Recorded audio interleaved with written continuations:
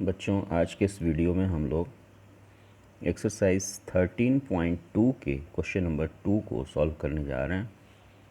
Question number 2 कहता है बच्चों कि एक इंजीनियरिंग के विद्यार्थी रचेल से एक पतली एल्युमिनियम की शीट का प्रयोग करते हुए एक मॉडल बनाने को कहा गया जो एक ऐसे बेलन के आकार का हो जिसके दोनों सिरों पर दो शंकु जुड़े हुए हों।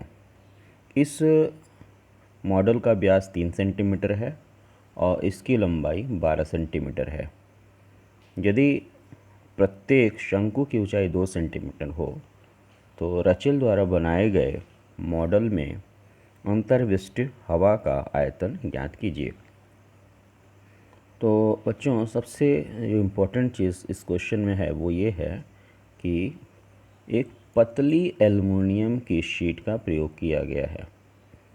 पतली एल्युमिनियम की शीट का मतलब बच्चों कि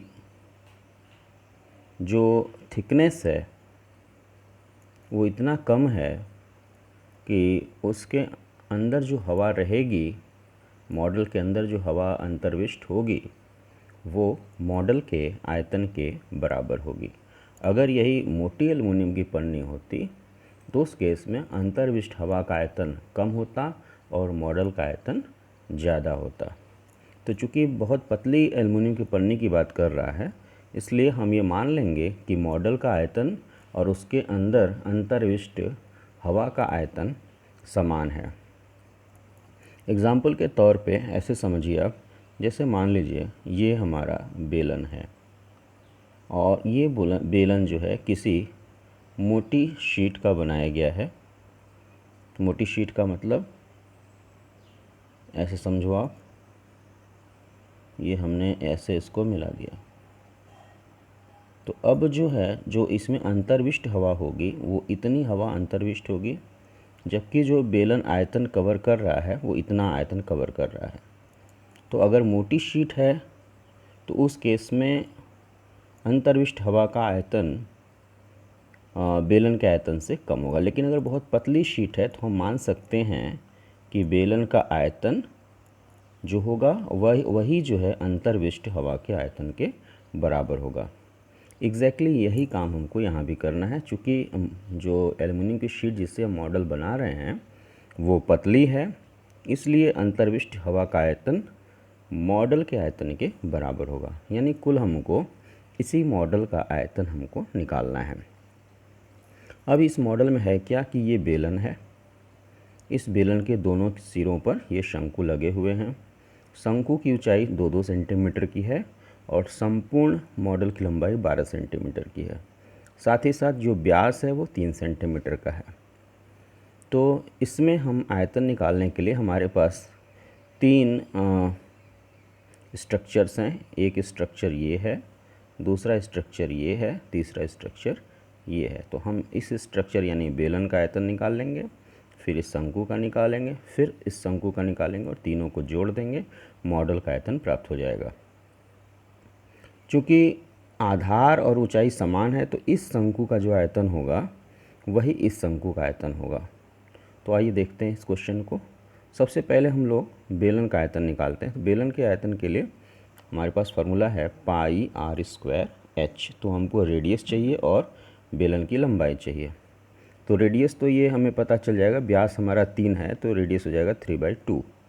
और ऊंचाई देखते हैं बच्चों, तो यहाँ से लेके यहाँ तक 12 सेंटीमीटर है, जिसमें 2 सेंटीमीटर इधर निकल गया, 2 सेंटीमीटर इधर निकल गया, तो कुल मिला के 8 सेंटीमीटर जो होगा वो बेलन की ऊंचाई होगी। यानी ऊंचाई जो होगी वो 8 सेंटीमीटर होगी और रेडियस जो होगा वो 3/2 होगा। तो ये यहाँ पे लिखा हुआ है, मॉडल में अंतर्विष्ट हवा का आयतन बराबर मॉडल का आयतन बराबर 2 शंकु का आयतन, इन दोनों का आयतन प्लस बेलन का आयतन। अब जो 2 शंकु हैं उसका आयतन निकालेंगे तो हो जाएगा 2 × 1/3 पाई आर स्क्वायर एच। हम मान लिया शंकु की हाइट जो है वो एच है, प्लस बेलन का आयतन हो जाएगा पाई आर स्क्वायर H1। यहाँ पे 2 का मल्टीप्लाई इसलिए किया गया है कि एक शंकु का आयतन इतना होगा और दोनों शंकु के आयतन बराबर हैं, इसलिए दोनों शंकुओं का आयतन हो जाएगा 2 गुना। तो ये हो गया plus pi are square H1। H1 जो है बेलन की हाइट है, बेलन की ऊंचाई है या लंबाई है। अब मान हम यहाँ पे रख देंगे, वैल्यू रख देंगे। तो 2 गुणे 1/3 पाई, आर की वैल्यू 3/2, 3/2 का स्क्वायर इंटू H का मतलब ये 2, ये दोनों 2 है। प्लस अब बेलन की बात करें, पाई इंटू आर स्क्वायर, 3/2 का स्क्वायर इंटू H मतलब ये 8। और अब ये हो गया 2 into 1/3 pi into 9/4 into 2 plus pi into 9/4 into 8।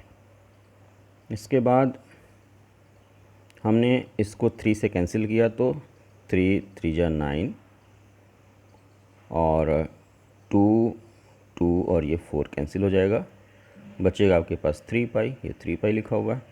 और यहाँ पे 4 2 जा 8 और 2 9 जा 18, 18 पाई ये हो गया। कुल 21 पाई सेंटीमीटर क्यूब है।